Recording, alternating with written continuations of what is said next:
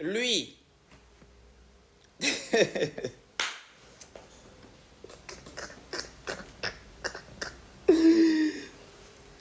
ce revenant a eu à dire quelque chose de très grave pour le peuple africain.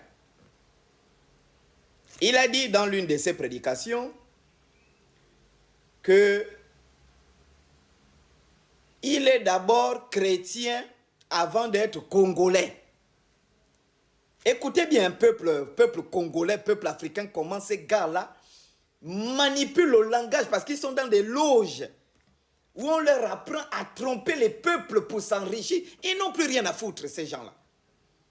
Il a dit il est chrétien avant d'être congolais. Ça veut dire que avant de venir dans la chair en tant que congolais, son esprit est chrétien. Écoutez, je vais vous lire 3 passages bibliques. Ouvrez bien vos oreilles. Je ne suis pas chrétien, hein, mais je vais vous montrer que ces gens-là, même la Bible qu'ils enseignent, déjà ils n'enseignent même pas la Bible. Ils enseignent leurs bêtises de la sorcellerie, du fétichisme, mais ils n'ont jamais même perdu leur temps à enseigner la Bible un jour. Jamais. Je vais vous lire 3 passages bibliques. 3 passages.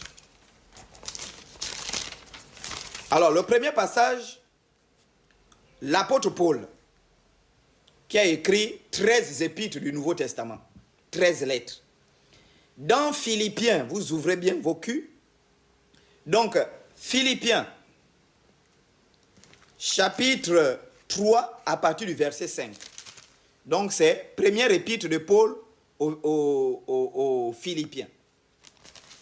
Chapitre 3, à partir du verset 5. L'apôtre Paul, il dit, « Moi circoncis le 8e jour de la race d'Israël, de la tribu de Benjamin, hébreu né. » Est-ce que vous comprenez? Ça veut dire que l'apôtre Paul, qui a mené les gens dans le christianisme, les bêtises du christianisme, lui-même, il ne se revendique pas comme étant un chrétien.